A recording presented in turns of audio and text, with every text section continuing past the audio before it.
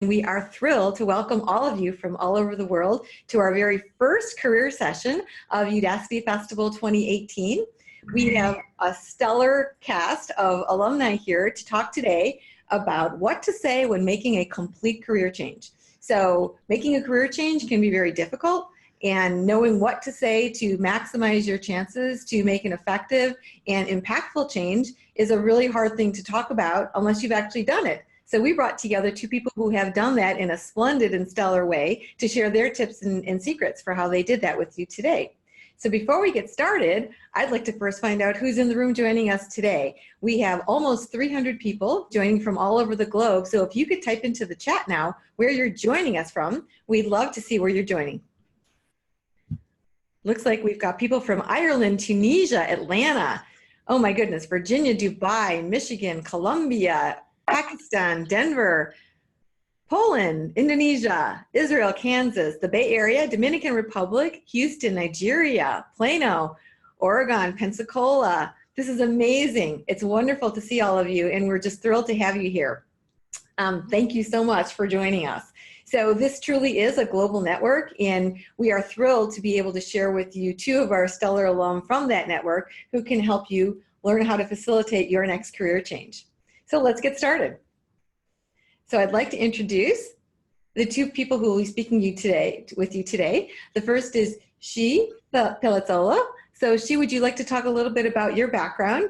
She's an advanced analytic consultant at Slalom, and she's a graduate from a several nano degrees. So Shai, why don't you introduce yourself briefly? Hi everyone, my name is Shai Palazzolo. I am a professionally trained veterinarian that passionate for data science and loved using appropriate data scientific techniques to help my clients advance their business performance. Awesome. And our next alumni guest is Jamal Davis. Jamal is a digital marketing coordinator at Goodwill in Pennsylvania, and Jamal also made an exciting career change. So Jamal, you briefly introduce yourself as well.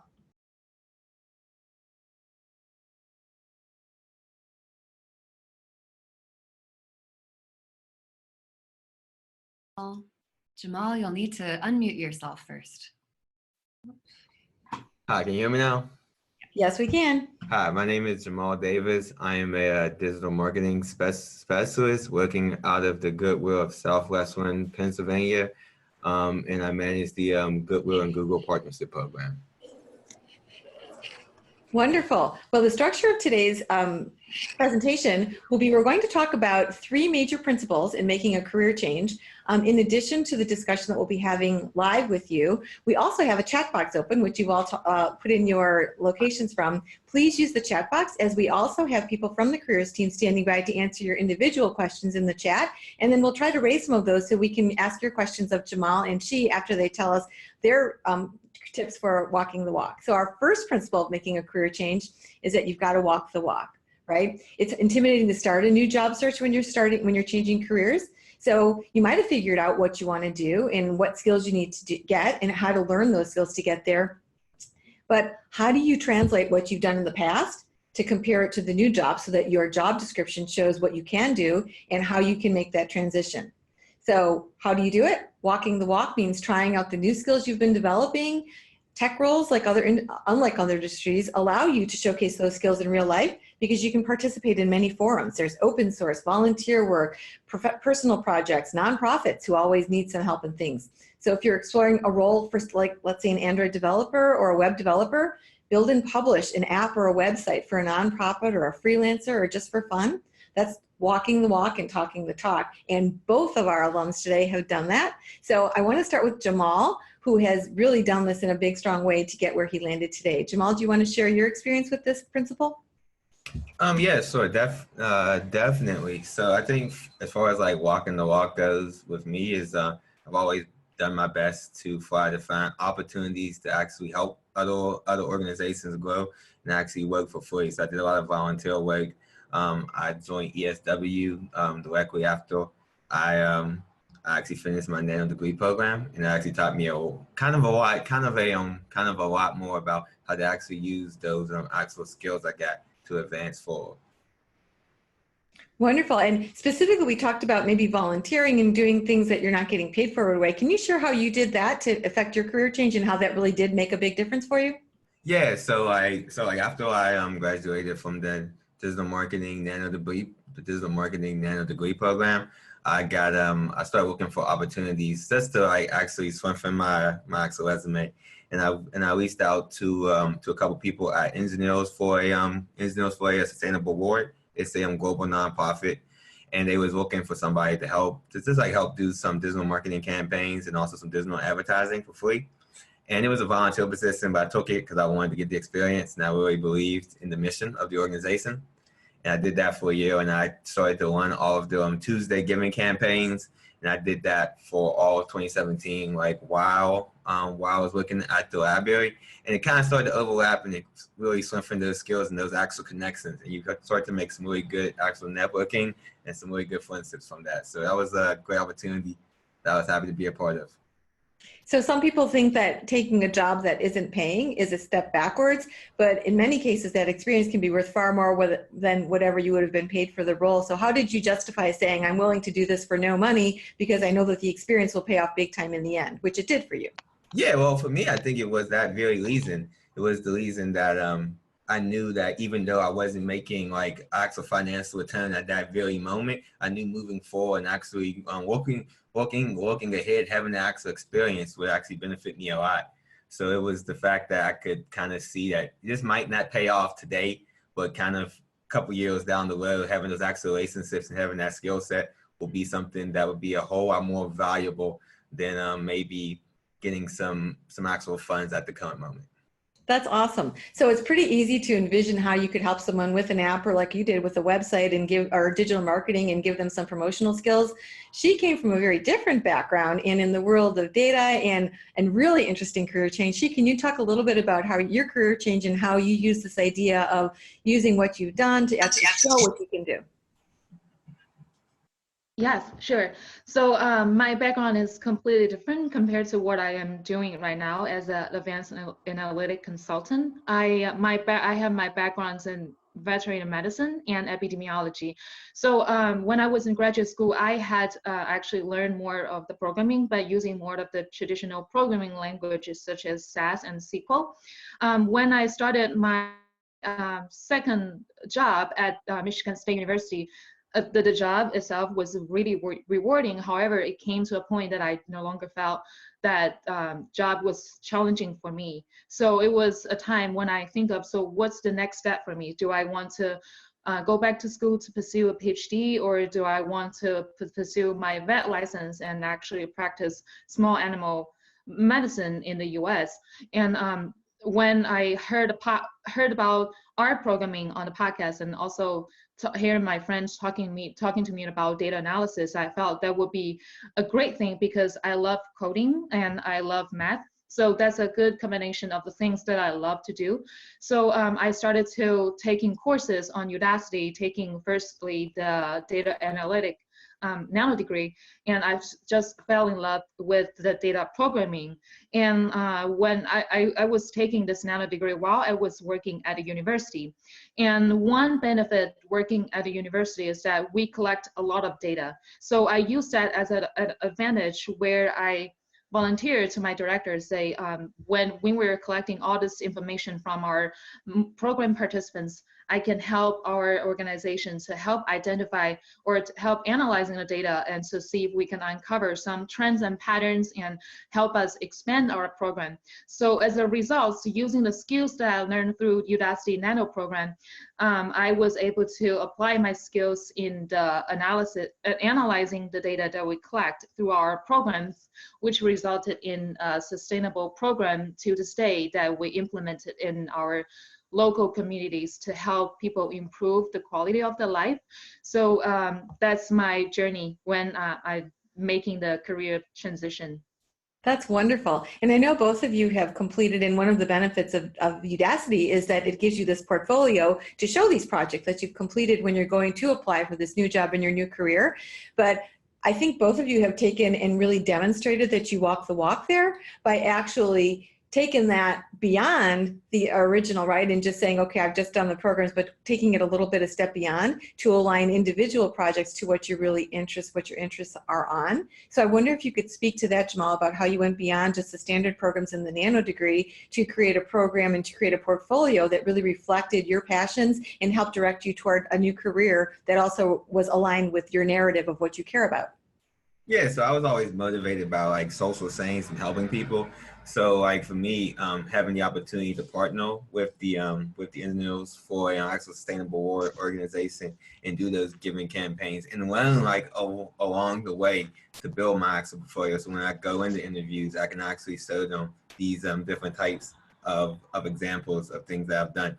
And it's not only, and I think too, the one thing that I've learned from going into interviews with people, even though you have the actual portfolio and you might have the projects, it makes a really big difference if you can show them examples of how something actually went wrong during the actual campaigns and show them how you actually fixed it. So like to show them that yes, I do actually make mistakes and this is a part of life, but I'm able to lead my own mistakes. I'm able to fix them and actually make those actual cases, because that's what they're paying you for when you're running digital marketing campaign. They want to see that you can actually optimize the actual results, lead the data, and make the actual adjustments. So I think building your own portfolio is good, but showing not just all the good campaigns, but showing the bad campaigns as well. As long as you can show that I've understood what I did wrong, can make a really big difference.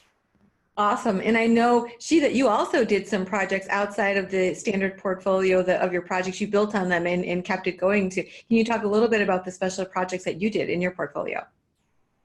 Yes, sure. So some special project that I did in addition to the projects that I had to do for the Udacity nano degree was one with the project that I mentioned before when I was working at a university, and the other one is that because I have my background, so I use Kaggle a lot, so to download a lot of data sets that I feel interested in. So for example, one of the project I complete was to develop a classifier to recognize the images for the white blood cells. There are 4 different types of white blood cells, so that can be implemented in the clinic practice where we can enhance the accuracy of recognizing different type of white blood cells. And from my experience interviewing with different employers, this type of projects in my portfolio actually really help enhance and to help me stand out of other applicants, because what they've been telling me is that it's really impressive for some applicants to bring such a great portfolio to the interview and being able to explain what they have done and showing they have the passion for that type of work that they're applying for, which I think the Udacity nano degree definitely prepare us well for the next step. That's awesome. And I think it also tied what you did in your past career in veterinary science to your aspirational career, because it was in the health sciences field. So it created that overarching narrative. And that's what brings us to this next principle about talking the talk. So it's one thing to have the skills and do the work, but the next thing is to make those connections, both to the skills of the past and the skills of the future career, but also to make those personal connections. So part of getting that new role is not just knowing what you need to know and knowing how to talk about, it's knowing who to talk to. So I'd like you both to now share how you leveraged personal connections and leveraging your LinkedIn network, using whatever you did to try to both identify new opportunities and to get yourselves to stand out from the crowd by making those connections before the interview. Jamal, do you want to start? Oh, we have to unmute you, Jamal. Okay, can you hear me now? Yeah, sure. So I got a lot of great opportunities to use the actual LinkedIn network and my personal connections. That's kind of how I got the job that I currently have. So by my work and all the community organizing I was doing, I heard that Google gave Goodwill a very big grant. They was looking for somebody to help manage the program and the Digital Career Accelerator. So I reached out to a couple of some of my actual connections on the LinkedIn platform, and they actually connected me and they gave me the opportunity to come and interview. And then I did the presentation, and it was the very next day after I did the presentation, they called and offered me the job. But I think for me, it was the fact that I had such a good buy-in. By the time I got there, they kind of was excited. That's awesome. I just want to remind everyone who is watching, we have almost 300, over 350 people on the call. So if you would please kindly mute yourself so we can hear the speakers, it would help out. It looks like a couple of you are still unmuted and we're hearing some background noises. So please take a moment and check to be sure that you are muted while you're listening at this point. And if you do have questions, feel free to type them into the chat and we'll get to questions when we're done going through these 3 principles. So I want to turn to Shai now. Talk about can you talk a little bit about how you have, can you hear me? Okay. Can you talk a little bit about how you leveraged your network to go from your past career to your aspirational career and land your new job? Sure. I personally, I love using LinkedIn, and so when I felt that I was ready to make my next move, I reached out to a lot of my LinkedIn contacts to ask them what kind of skill set do you think is very important for someone to success or excel in this position. So I heard a lot of great feedbacks and insights from my LinkedIn contacts to give me an idea of how to prepare myself to show that my new employer that I will be able to excel in my new job, and how to prepare my resume when I'm going into the interview. Also, when I was on LinkedIn, after I updated my LinkedIn profile, I also got reached out by several recruiters. So that's how I started my journey finding my next position. That's awesome. And I know, Jamal, that you had some good success leveraging the career services, not just in a personal network, but in the Udacity network to help you change your LinkedIn profile to get noticed and to, talk about your aspirational job and your new role instead of the past. So can you share a little bit about how the career services helped you position yourself and get yourself ready to be heard in this new network? Yeah, so until I got the opportunity to work with all of the career services, I really didn't really understand the value of a LinkedIn profile, or even the value of having other people actually review your resume. So that was a huge thing within itself. I went through many resumes, actually reviews, and also reviews of my LinkedIn profile.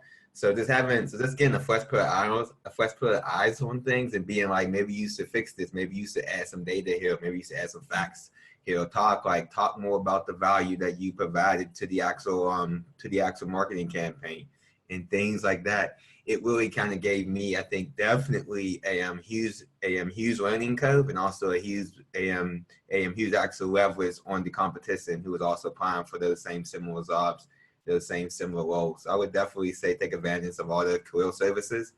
I think that's one of the main highlights of going through a nano degree, is that you actually have that actual resource at your disposal. So definitely utilize it.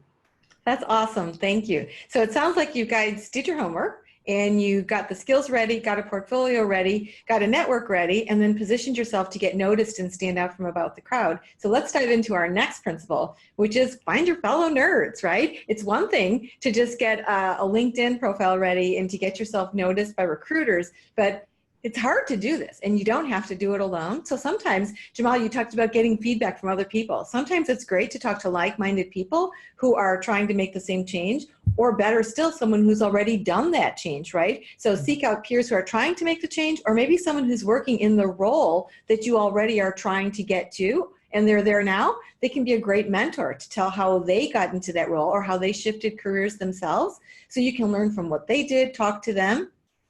We do have an alumni group that helps to do this as well, but find new people and talk to them. And Jamal, can you talk a little bit about how you leveraged your personal network and your fellow nerds to try to get your career on track in this new field? Oh yeah, so I definitely, for me definitely, I think that's totally leasing out to people and going to meetups, and having the opportunity to volunteer at different organizations. So if I see a company or organization is doing something that I'm kind of interested in, I will reach out to them and see if I can volunteer. So for example, they had Product Camp Pixbury Hill at the beginning of October.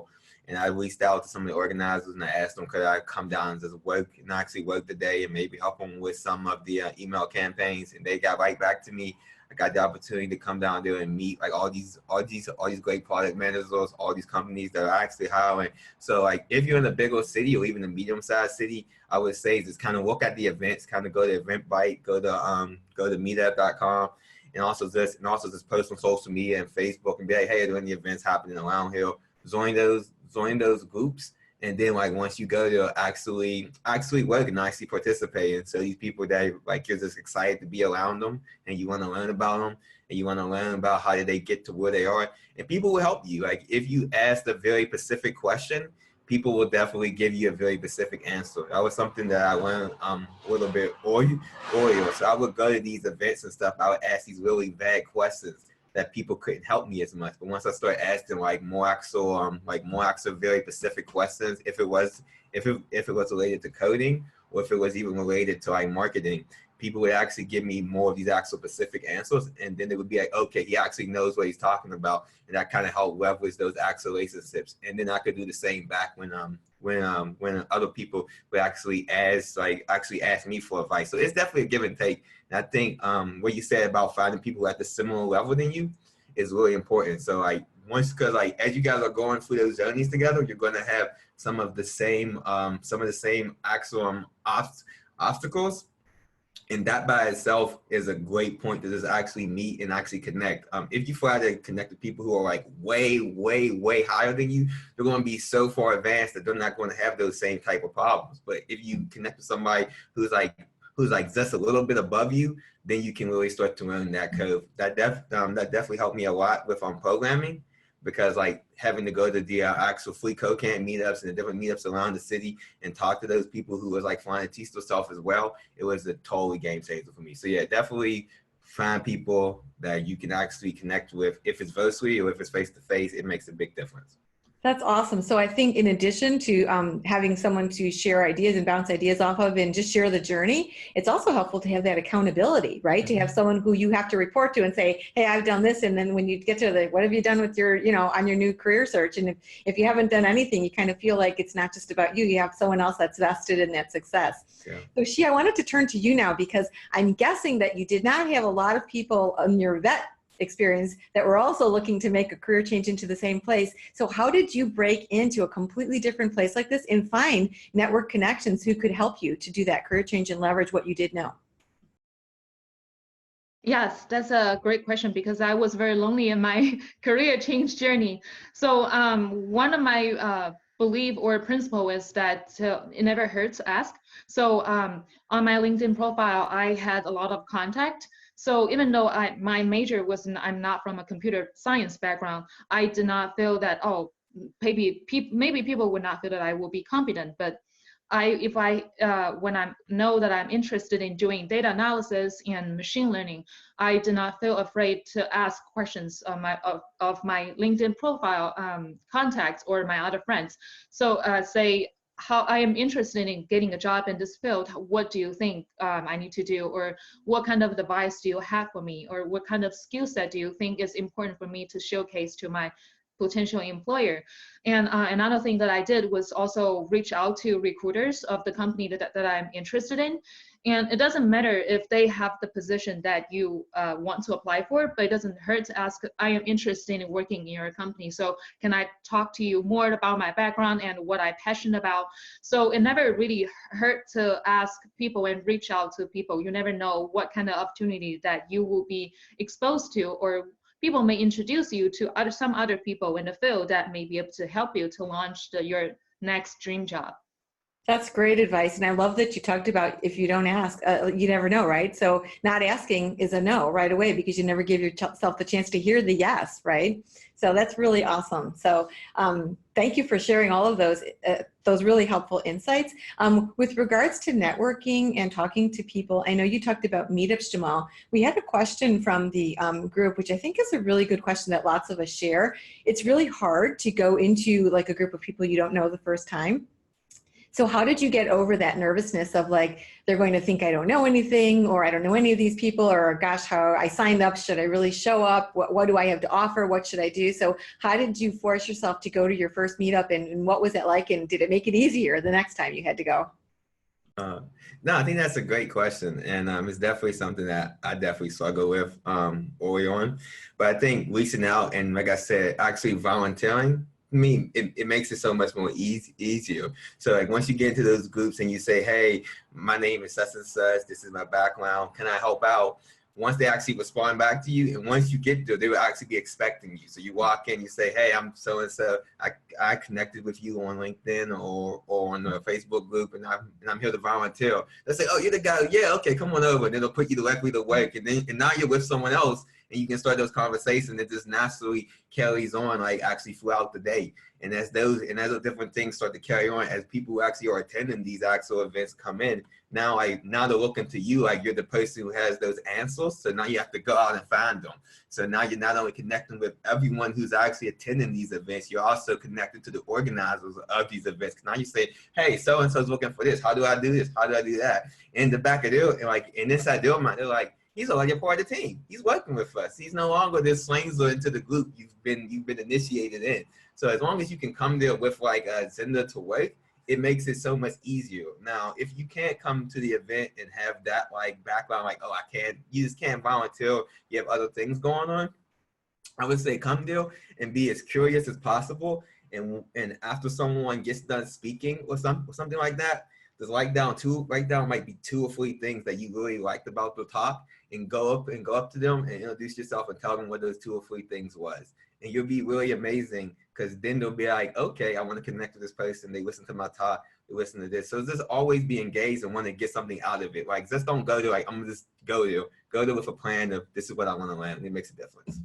That's awesome. And Shai, I just want to tell you, you got called out in the chat for having great advice about just being curious and asking questions. And everyone said that is gold, and it is true. So you talked to Jamal about like asking right questions, getting someone to go with you, and Shai, you talked about it being lonely. One strategy is to find someone to go to the meetup with you, right? So you have someone who you're not just standing in there and going yourself, but you talked about asking questions. So I'm curious, Shai, if you had what people call an elevator pitch, or did you rehearse ahead of time the first thing that you would say when you went into a meeting like this, so you were ready to go when people said, "Hey, why are you here? What are you interested in?" And how you crafted that so that it focused on your new career instead of where you were coming from? Yes, definitely. Especially when I was doing my job search for my career change, I did a lot of practice on my elevator pitch, which I think is very important. So a couple of tips is that be brief and focus on what your passion is and your background. So for example, especially now as a consultant, it's important for me to introduce myself to my clients, what I have done. So usually I would say, "My name is Shai Palazzolo. I am a data scientist who likes to use appropriate data scientific techniques to help my clients advance their business performance. I'm passionate for data analytics." So simple things like that to call out the things that you want people to focus on is very important. And also look into the mirror, look at yourself and practice the elevator pitch. And I think that's a good way to introduce yourself and let people memorize you. What are the key things that you want people to remember you when they walked away from the meeting? That's awesome. How about you, Jamal? What was your tactic for introducing yourself and breaking the ice? I usually just, so someone see I do have an elevator pitch, but I usually just walk up and I say, "Hi, my name is Jamal Davis. I'm a digital marketer and a programmer, passionate about social science and helping startups and startups and nonprofits grow their businesses."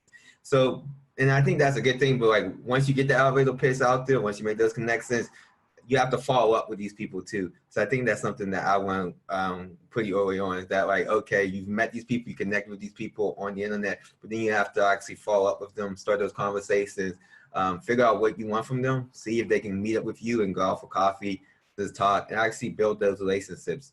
So, and I think, like you said, it's really good to ask. I think a lot of people just don't ask. And if you don't ask, you take yourself out the game really quickly. And just know that a no usually doesn't mean no. It just means I have something else going on at the moment, but I get a little later. And that can be a big difference too. I love that you talked about following up, Jamal, because it's also a bit generosity, right? You can't just be in this asking for things. You need to keep up with people, which some people say puts the work in network. Like it's not just a dive in and get what you want and then jump back out, because then you're a selfish networker, right? You're just in there to get what you can get out of it and not sharing with your network. Both of you brought up asking questions, and that's really resonating with our chat group and the responses we're getting. So she specifically, people were asking, when you talked about asking those questions, did you ask them of your trusted network, or were you brave enough and did you find a way to ask some of those questions to people that you maybe didn't know so well? And if that was the case, how did you do that to grow that network into the new area with the questions you had? Yeah, sure. I asked not just people that I'm familiar with, but also on LinkedIn, especially people I knew they were holding that job title that I'm interested in. I connected with them and I sent them a LinkedIn message and said, hey, thank you for connecting with me. I am really interested in working into the data science field. And I saw that you're working in this company as a data analyst or data scientist. I'm curious if you could give me if I can ask you several questions over the phone, or if they respond, then that's a good sign. And I continue to ask them, so what do you think, what kind of skill set do you think is important as a data analyst, for example, for me to excel in a job? And a lot of times, if they're nice enough to respond to your message the first time, I think they will be also give you advice as to how you should prepare and what you should do. So I don't mind, especially if it's face-to-face. I also ask people, said, hey, I'm really interested in what you're doing. Can you give me some advice as to how can I be successful like someone like you? So at the same time, when you're asking questions, just have a thick skin. It's very important. And don't be embarrassed just because you're asking a question. People would sometimes, you never know, people would take it as a compliment when you ask them, how can I be a successful data analyst like you? So be sure to just ask in a genuine way, and that I'm sure a lot of people will be very generous to share their experience and advice with you. It's really hard to put yourself out there, right, and connect with people and say, I'm going to take a risk and see what, if they're going, and you might get a no. And if you get a no, it's not the end of the world. Not everything ends with a yes. But I think that's really great advice, that you should just almost swallow your pride to say, I'm going to connect with you on a human level. And you talked about talking about other people. Sometimes that's a great way to start that conversation, right? By asking what their interests are, getting to know them so that you can connect on a level that's not just about you. You're not just talking about what you need and what you want. It's more an exploration, finding out about them and what made them successful, and actually being curious about them on a genuine personal level. So I think that that's really important to do as well. We also talked about connecting through the volunteer projects. I'd like to dive back into that a little bit, because we've had quite a few questions about how you find those projects. Like, how do you find a place to volunteer? Everyone talks about, contribute to a volunteer project. I know one of the ways you can do it is through open source projects, which anyone can go on and find an open source project. And I would encourage everyone to get rid of that initial fear. It's really intimidating the first time you make your first open source contribution, but it ties back to what she and Jamal have talked about, which is put yourself out there. That's what this is all about. It's about taking that risk and saying, hey, I can do this. I'm going to make this change. So I encourage everyone to put yourself out there and try to take that risk. But I'm curious to know, Jamal, you talked a lot about volunteer projects. How did you find, number one, a volunteer project to work out? And if you found several, how do you choose the one that will be the best fit for you, both for growth and for what you can contribute? Unmute yourself, Jamal. We want to hear you. Keep doing it. Keep doing it. As far as like for the first part of the question is, how do I find them? I work for open source projects. I also go to like volunteer.org. Is another one, and what is it? Idealist.com or idealist.org is another great platform that I utilize a lot. And also kind of like she said, also my network. So like you can post on LinkedIn, just, hey everybody, I'm looking to volunteer or actually participate in some projects inside of product management or UX design. Does anyone have anything they're working on? And people respond back very quickly to you. They're like, yeah, I'm doing this. So I know so-and-so is doing this. I'll go and connect you with them. And that's kind of like how it's been like my kind of way of doing it, at least now. Now, as far as how do I make the selection after that, then for me, it's kind of like a gut feeling. So like I'll definitely meet up with the teams and I'll talk to them. I'll see what they're working on. And then I'll kind of ask, and then I kind of go back and ask myself, what do I want to do in a couple years from now, like what do I want that career step to be, and can this help me get there? So just having that actual awareness and then making that step to do it. And then once you get into it, you'll be shocked. People will start to just gravitate towards you. Now you become a specialist in the field. So that's because you're working on these projects. So yeah, just definitely reach out and totally utilize LinkedIn. And to kind of go back to what she was saying too, when you actually connect with these people, actually like the content that they post. Like actually encourage that you are following them and you're a fan of their work and you comment on their posts and stuff like that. Because like you'll be shocked once you start to do that dialogue, they would actually start to return that favor. So now you're building like an actual relationship, and it's a very different bond than someone who just sits passively and just looks at the content. That's awesome. Shai, do you have anything to add to that about finding the right projects to work on and how you navigated that? Yes, I can say that from the perspective of data analysis or machine learning, it's definitely find your passion. And Kaggle is definitely a good resource for you to find data sets, real world data sets. So you can do a lot of explorations on there to find the data that you're interested in exploring, because that way, not only you're being able to practice your skill sets, and at the same time, you can showcase your passion for certain things when you're bringing the portfolio to your employer, showing that I'm not only having a skill, but I'm also very passionate for what I'm doing. So I think it's very important to going to find the resources and project that you would like to work on in addition to the projects that offer in the Udacity Nano degree.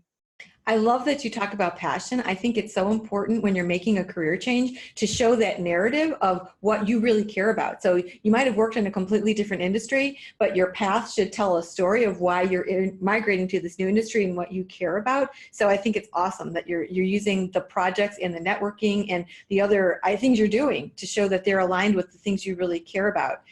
We talked a lot about networking and asking questions and taking risks. And sometimes you get no, and sometimes people don't want to help. So I'm curious to know how you handled the resiliency aspect of that and how you didn't let that turn you off to this and say, I'm still going to do this and kill your spirit in for making this job change. So you made a really difficult transition from something completely different. And I'm sure you heard more than once no, and that not everyone was just ready to say, sure, let me lay down the path for you. So how did you keep yourself going on the tough times when someone did say no? Or worse still, radio silence, right? You put a bunch of feelers out there and no one responds. So how do you respond to that without letting it get you down?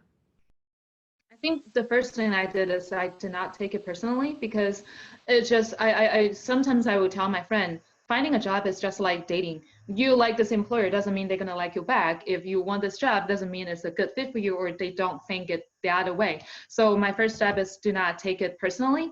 And another one is just keep trying and applying. And once you find a job that, for example, I found this job that I'm really interested in, so I try to connect with the employer, who the people who are already working in the company, and to talk to them to get to know more about the culture of the company, what kind of the jobs, how do they like about their work. So finding a job is not just they choosing you, but also you're choosing the employer too. So just make sure it's the right fit for you, and that's something that you really want to do. So do not get bit down by not hear back from the employer. Just keep trying until you hear something back. That's awesome. We had a couple of people talking about they wanted to hear more about other nano degrees. I know TJ's out there and he talked about wanting to hear more about other areas of development. I actually graduated from the front-end nano degree, and I wanted to say that a lot of this advice that Jamal and Shai are giving is completely extensible to the front-end world. You can find volunteer projects and building a website for nonprofits all over the place. There are lots of opportunities you can contribute to open source with websites. So you've got the same opportunities that they do, and all of these tactics that they're giving are completely they're totally relate to the world of front end, the world of full stack, the world of mobile. Like, it's not just specific to digital marketing or data. These tips work across the board, and they really do make a difference, right? So if you put yourself out there and are willing to take a chance that, and honestly, you might not know everything you need to know to make it work, but it's a lot easier to do a volunteer project when you're not getting paid to say, hey, I'll figure this out. And I fully maintain that the best people that people look in tech and they say, oh my gosh, that person's just like just the best tech person out there. What it really means is they probably know how to phrase the best Google question, because nobody knows everything in the world of tech. And the real secret is that everyone's learning as they go along, and you just figure it out, right? So everyone starts from not knowing and gets to knowing more every day. So I wouldn't let that stop you. I really like your ideas, your strategies for being resilient. Jamal, did you have any tips for when you heard a no and when it was just like things didn't work out exactly how you wanted them to work out? Yeah, no, I definitely agree with you. You just can't take it personally. Know that people have other things going on, and like to me, no, like no doesn't really mean no. It just means I have to go and actually fix whatever I'm doing. So actually fix my strategy. So if a company tells me no, I usually always reach out to them and say, thank you for the opportunity, to the interview, to the talk, whatever, like however far we got in the process. And can you tell me what exactly do I need to work on to be a better fit for this company, go around, something else like that. And they will give you feedback. They'll tell you it was the email you crafted, it was the interview, like whatever it was, they'll give you that constructive feedback most of the time. And then you can kind of actually fix those for the very next go around. There's always another go around. So yeah, don't take it personally. Just keep moving and know that tomorrow's gonna be another day and you'll be fine. So yeah, just keep going. It's just a part of life. That's awesome. And I did want to reach out to people who are in the alumni network. Join the alumni Slack, because there are people who post projects there all of the time, and you can get people to help work on a project with you. Another great way to do this, and I don't know if either of you have taken advantage of them, are things like hackathons, right? Where you can actually go into a hackathon and do some code with other people. That's also a way to get experience. And a lot of those are done through meetups as well. And we talked about how to put yourself out there in a meetup and get yourself past that, that initial feeling of, oh my goodness, I don't know anyone in this meetup. I wondered if you wanted to talk a little bit more, either of you, about any of the specific things that you found most daunting and how you got over those fears, like your initial fear when you thought, oh my goodness, should I really be doing this career change? Because it's hard, right? Change is hard for everyone. So on that day or that night when you were lying awake in bed thinking, am I crazy? Am I doing the right thing? What tactic did you use to help you power through and say, yes, I'm committed to this? Shai or Jamal, whoever would like to jump into that one? Yeah, I can go first. I think I did have that moment because veterinarian is a very well-respected career in the US. So when I was back and forth, do I want to make a career change or do I want to stick to pursuing my vet license, just go through all the exams and take 3 years or whatever, how long it's going to take.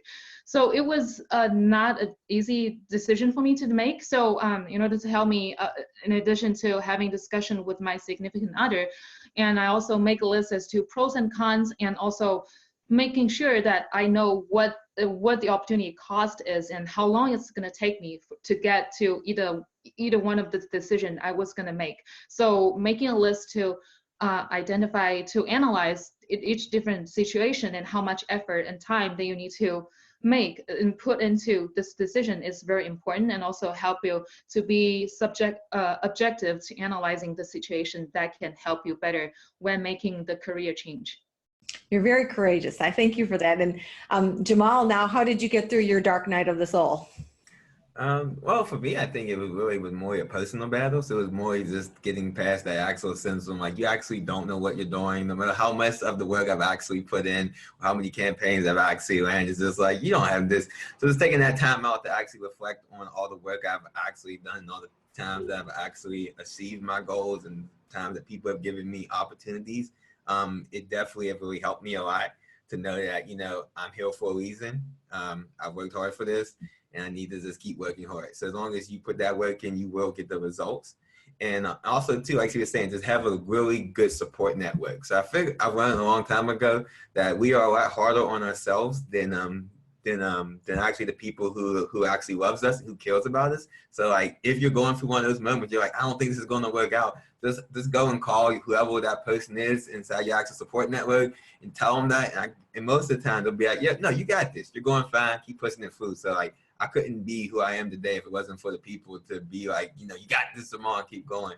So yeah, definitely reach out to anybody that will definitely support you and listen to them when you don't want to listen to yourself. That's awesome. I think a lot of people are in here looking to create that network of a support system as well. So I know we have our personal networks, but we also can have professional and just general networks, like larger ones that are also supportful as well. So I encourage everyone to lean on this strong Udacity network for that support, to get, lean on your fellow students, lean on fellow alumni, lean on your mentors, lean on just the people that you come in contact with. And in that vein, a lot of people are asking in the chat about connecting on LinkedIn. I strongly recommend that you all connect to each other on LinkedIn and keep in touch with each other. You can do a search on Udacity and reach out to connect. You can also put your LinkedIn links right in the chat here and just start connecting with each other, which is the whole point of this event, is to connect and get to know each other. So I think that's a great way to do this as well. And Karen, as Karen pointed out, if you are an alum, we do have a LinkedIn group for alumni as well. We also have a Facebook group, and then you can find out about all of these things on the alumni portal. If you go to the alumni.udacity.com, you'll be able to see options for connecting on Slack, on LinkedIn, and on Facebook, which helps you to both connect with people and to stay connected to Udacity. For more events, we do professional development webinars that help people learn how to do things like network. We've been doing a great LinkedIn series of videos on how to do things like make these connections, how to do a quick tip on how to network, or how to change your profile, and through resume mistakes you shouldn't make, or the best ways to frame yourself in a resume. So lean into those resources. They're there for your taking. So we strongly encourage you to take advantage of those. And I see tons of people putting their LinkedIn connections on here. So super excited to connect with all of you on LinkedIn. I think this is going to be a great way to keep this network going and to keep it even stronger. So I think they showed on the screen now some of the other events that we have.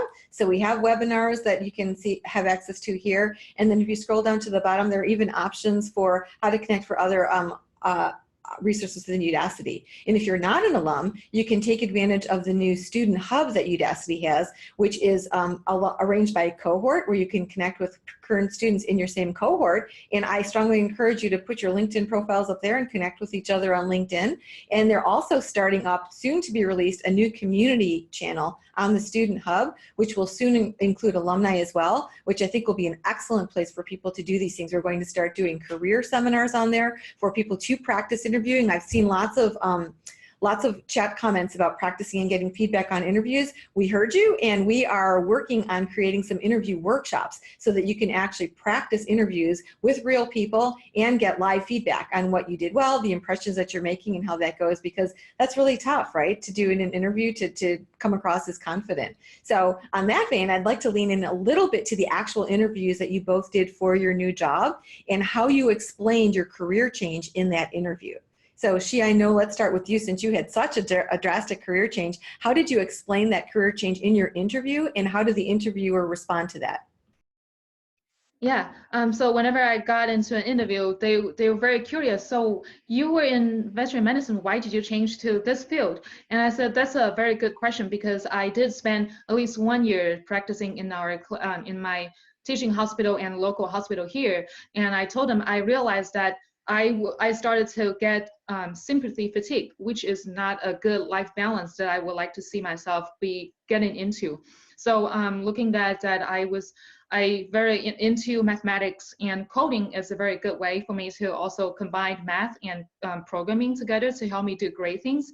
And I also like communication. I like to talk to people, and I just use to identify the skills that I can transfer to my new career and make that into my own story that make me stand out of my other applicants. I would tell them I love to use the techniques to look into, because we collect so many data. So how can we better use the data that we collect to draw insights in order to help our clients to make better decisions and to cut costs and increase their avenue. So that's what I usually say when they have the questions, so why do you change from being a veterinarian to data science?